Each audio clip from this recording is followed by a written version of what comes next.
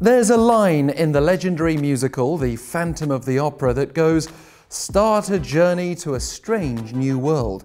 For the cast of Phantom here in Seoul, and indeed for many of us, that's already happened as we find ourselves in an unsettling, odd new reality.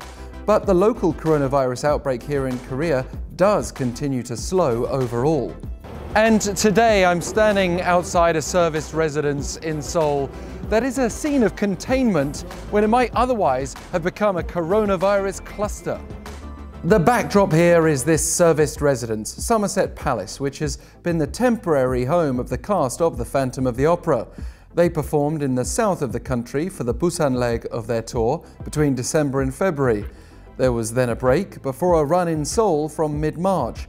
During that time off, a Canadian cast member left Korea before returning on March 12th.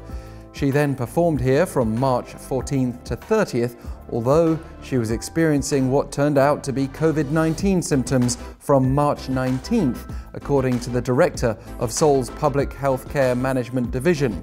The performer eventually tested positive on March 31st.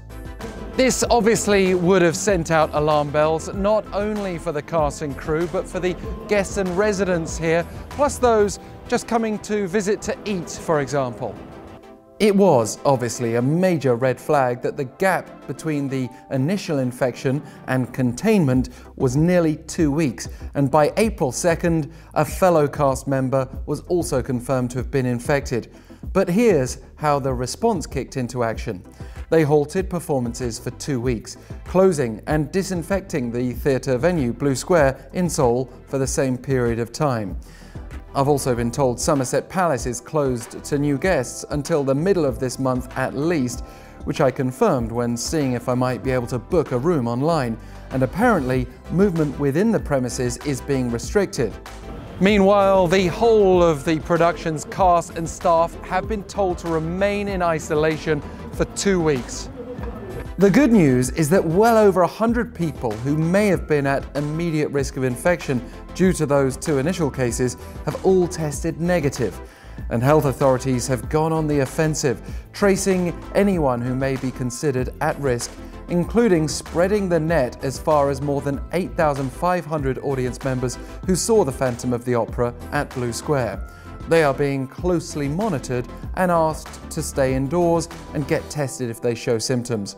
Bear in mind, these audience members had already been ordered to wear masks and were kept at least 2 meters from the stage. Whether that's enough, I'll let you judge, but distancing conditions and the state of the outbreak varies considerably across the world. Perhaps we have efficient containment to thank and/or a little luck, but it seems an infection cluster's been prevented here, though it's a reminder that as long as the outbreak's alive, such clusters threaten to break out at any time.